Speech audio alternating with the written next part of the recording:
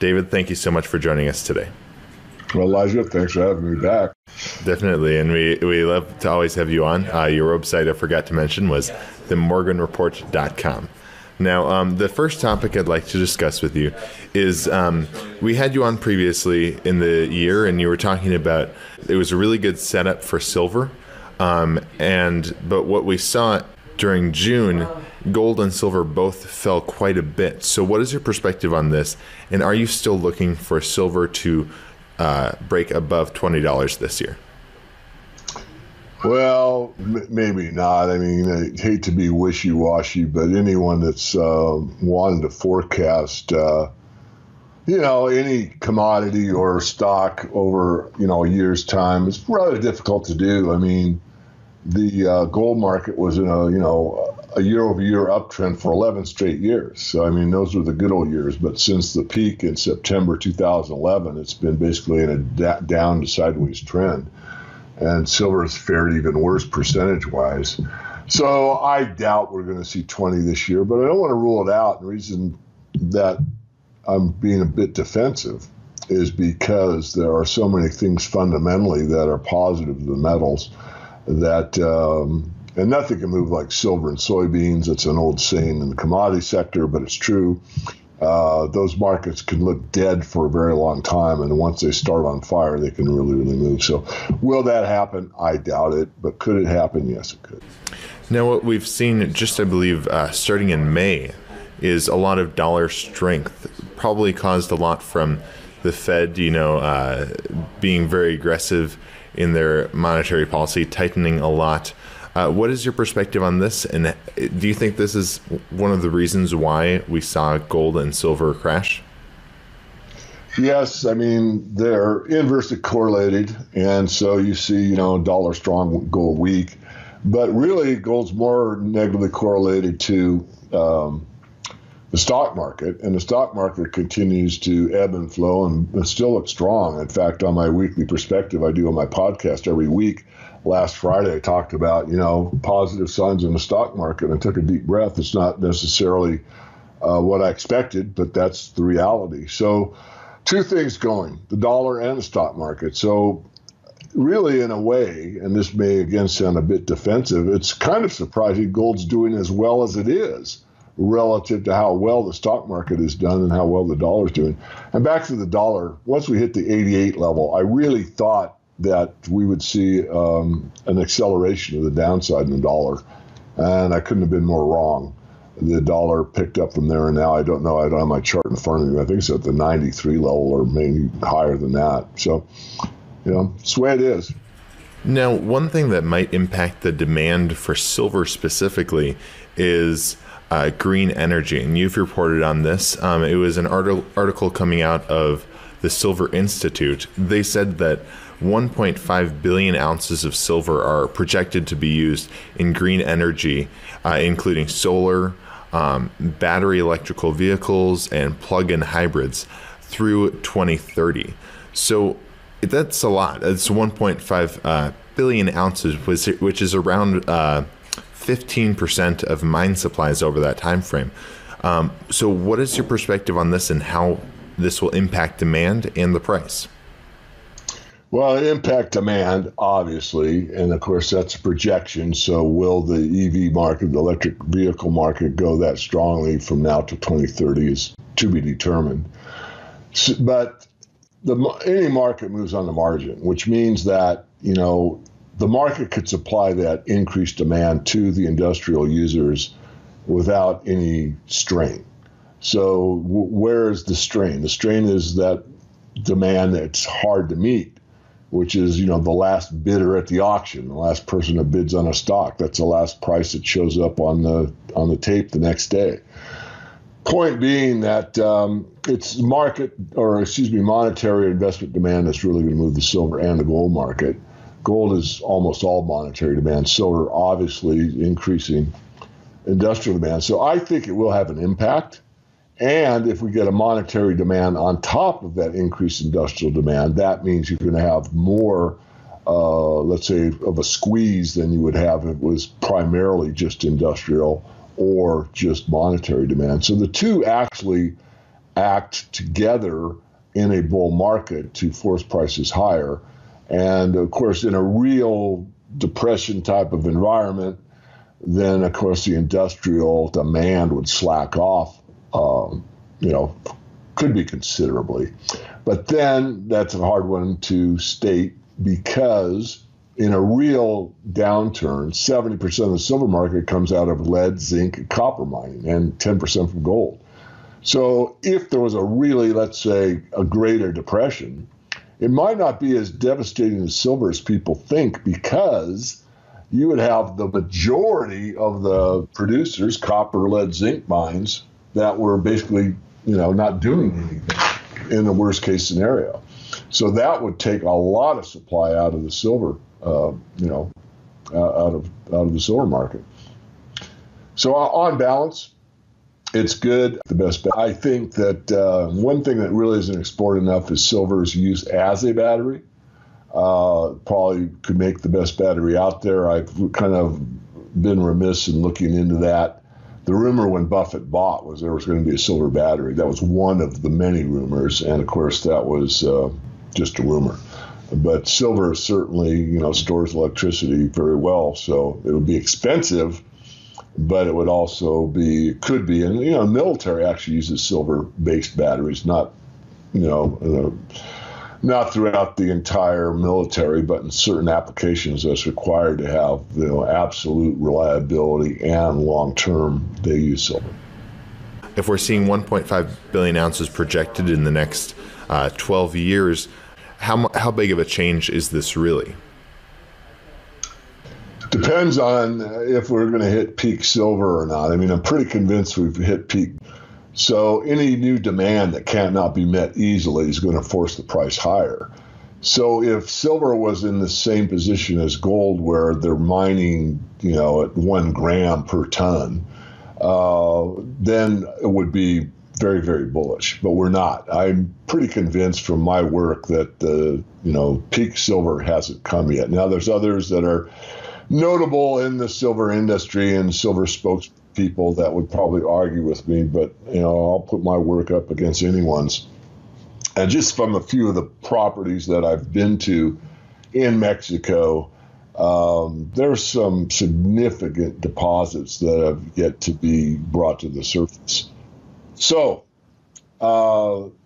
again, it's monetary demand. I mean, it will have an impact. So what's the numbers? I think I did it in my head real quickly, but I think that would add like another 100 million ounces of silver per year to demand, with that 1.5 billion from now to 2030. See, that's 18 is 20. It's roughly 12, 30, 10, 12 years, and so it's a little more than that. It's maybe 120 million ounces. So that's significant, especially if it started next year. I mean, that could be enough, next year, just that industrial demand to force the price higher. And then, of course, that would get investors excited, which would buy more, because people love buying high-priced silver. They hate buying low-priced silver. So, and this is true. So that could have an impact, but this isn't going to take off with that kind of demand next year. It will, it'll ramp up. But it's the reason I did that update, Elijah, was to make, the silver bugs aware of it, and also to basically not lose heart. But you don't want to bank your whole silver investment based on industrial demand. You want to think it through. Right. And I know you've talked before about how, the state of the economy you're not so confident in. Is that still your view? And do you think, therefore, because it seems like if, this projection is probably assuming a pretty strong economy, this projection of demand for green energy, or demand for silver in the green energy industry. So do you think this projection is accurate if we're going to see some sort of an economic crisis in the future? Well, Elijah, I don't know how long you've known me, but you've known me for a number of years, and I'm a pretty outspoken person. I think it's a lot of hype. I do think the EV market will continue, but I think it's being pushed primarily by government. It's really not as green and as efficient as people say. I mean, if you look at Steve Rocco's work or Steve St. Angelo, I mean, you get a better picture because you want to look at it as energy return on energy invested. I mean, for every electric vehicle that's produced out there, how much oil do you need to get all those materials to the right place to produce an automobile and then put batteries in it? Another factor that really isn't talked about very much is these lithium batteries and how long they last and what happens at the end of maybe a 5-year cycle. If you got to put in a whole new battery bank and you got to put in another $15,000 into your EV, how efficient is that? I want to rant a little further, Elijah, so allow me. There was an article written by one of the people that works with, I guess, Lew Rockwell. Lew's one of my heroes. I don't say it in public that often, but the founder of the Mises Institute, really great thinker and a great human. A guy named Eric, I forget his last name, forgive me, Eric, but he wrote an article recently for the Mises Institute talking about what happened to the Volkswagen diesel. And for the records, people think that I'm biased, and I am. I own one. I didn't buy it for the green properties. I bought it for the efficiency and the fact that diesels live a long time. But in this article, Eric suggested that maybe this is more of a government push toward electric vehicles than might meet the eye. And that basically the diesel market has been crushed. And it gave a few pointers about EV versus a diesel. For example, the car that I have gets a range, he said in the article, 700 miles. It gets over 600. And it takes you 5 minutes to fill it up.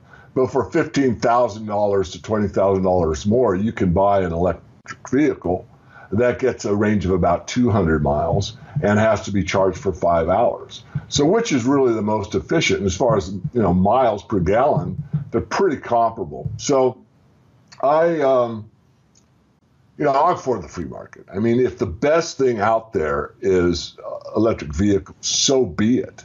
The problem I have is if you look at Tesla, how much government subsidies have they had up until this point to get to where they're at? Well, tons. In a free market, that would be out of business because the market would say, the electric vehicle might be the most awesome thing ever invented, but the market's not supporting it. So the market would be voting no. Now, not no, meaning maybe not no forever, but no right now. Maybe the timing isn't correct. But no. If the government gets involved, then they can make anything happen more or less by their appropriations or their subsidies, which is the case. So I think the projections that I talked about from the Silver Institute are way overestimated compared to the reality. That's what I think. So it's a large overestimate, you're saying? I think I think the projection is way too optimistic. I don't see 1.5 billion ounces of silver used for the electric vehicle market by 2030. I think you could cut that in half and probably have still be a little bit optimistic. Mm-hmm. Then I guess the demand for silver wouldn't be as much as they predict. That's right. If I'm right, and I think I am for the reasons I just outlined, that wouldn't be as big an industrial demand. So let me stop you there for a minute and just go over this industrial demand. I just got off another interview, so people that listen to all my interviews will hear it twice. But, what is industrial demand in silver? Well, let's just look at modern times. Let's look at like 2003. The industrial demand for silver was 35% of the market. Let's look at the latest silver study, and what was the industrial demand for silver? 55% of the market. Okay? So in the last, 15 years, we've seen the demand go up from 35% of the total to 55% of the total. And what's more important is if you go to 2003 and look at mine supply in 2003, it's roughly 550 million ounces of silver. And last year it was 800 million ounces of silver. So you went from 35 to 55. At the same time, in that same time frame, silver supply increased dramatically from 550 to 800. So that shows you that the industrial demand for silver continues to go up regardless of what anyone tells you. Those are the facts. And this projection, maybe it's an underestimate. I don't know. I believe that that it's an overestimate, but time will tell. But so then monetary demand for silver has fallen off a cliff. Mm-hmm. I mean, you're sitting in SD Bullion. I mean, I don't know specifically because I haven't spoken to any of the primaries there in a while, but I just got off the phone with one of the largest retailers in the country. I've known him for over 20 years. I knew his dad, and he says he's never seen it so bad. He said he's never had months where there were more sellers than buyers, and he's had several. The wholesale market's just dead. And this is not just this one particular person. I've heard it across the board because I talk to several of these guys and they call me. And I've known most of them again for, a decade or two or three. And the wholesale market, usually in a normal market, if you have a Gold Eagle, the dealer, the retail dealer will buy it for a spot, let's say. So gold's at $1,200, $1,250. You pay $1,250, and then when they sell it to the wholesaler, they'll get like $350 over spot. So they make a little bit of money on it. Now the dealers, the wholesalers, are buying it basically at spot. I mean, there's no margins in this market whatsoever, and that's very, very concerning because the wholesalers, basically don't even want to buy anymore. I mean, they are. But, they're loaded to the gills with, stuff on the shelves that no one's buying. So there's no real investment demand for physical at this time. And I say no, I don't mean zero, and I don't mean absolute nothing. But it's a very, very weak market right now. Now, going forward, though, do you see that increasing, and why? Oh, yeah. Well, as you know, I mean, you started Finance and Liberty, and I know I wasn't the only guy you listened to, but I think I had some influence on you, and that means that, I know you. I mean, you're not going to just take David Morgan's word for it. You're going to go out and you're going to look at everybody, and you're going to look at the other argument, and you're going to make up your own mind. You're going to use some thought. But no, we've never been in a position in all of world history where we've had so much funny money floating around and so many derivatives. If you look at the Exter pyramid, and you can type that into Google and do some study, EXTER pyramid, and discover in a liquidity squeeze what it really looks like. And as Chris Duane does over and over and over again, he talks and he shows that upside down pyramid and how small silver is to the markets overall. And I might write a public domain article, Elijah. I haven't done it in a long time, and I'd probably title it What If? And the what if would be, what if silver was the only money? So think of all the things that we've produced just in the last decade. All the cars and homes and factories and buildings and, sports stadiums and everything, especially China. And if you had to pay for it in real money, if there's only, 2.5 billion ounces of silver, what would the value have to be to pay for that kind of a build out? And it would be astronomically large number. So, there was a time when silver was money. And, the gold silver ratio is something I don't talk about often. I get asked about it from time to time. But, the gold silver ratio stayed between, 10 or really 12 and 16 for hundreds and hundreds and hundreds and hundreds and hundreds of years, never going above 16. But once it was demonetized, it did. And so the point is that when they were both the same function, gold was money and silver was money, that ratio was at 16 or lower. But now that it's just an industrial commodity, the ratio, of course, has been, very high. In fact, it's around 80 currently, which means relative to gold, I think it's undervalued, very undervalued. But its role isn't just money, and we all know that. But the what if article would be a what if it was. And it doesn't take a lot of people to say, not necessarily that it's money, but that it's a store of value or it's protection against economic uncertainty or government default. And that's where we're at this time, Elijah. I mean, what would move it? Government default. I mean, we had bank defaults that the government bailed out. But the next default will not be bank default. It will be government default. And who's going to bail them out? Well, maybe a super government. And what's a super government? Well, it's what Jim Rickards alludes to with the SDR. It's a conglomeration of nation states that pull together and say, okay, here's the global currency. It's called special drawing right, and that's going to be it. But you have to sell that to the public. And if you have a country default, it might be difficult to sell another bunch of countries and say, oh, trust us this time. So I don't know, but we are in uncharted waters, probably the best fundamental time to be in the metals, and no one cares. Classic human behavior.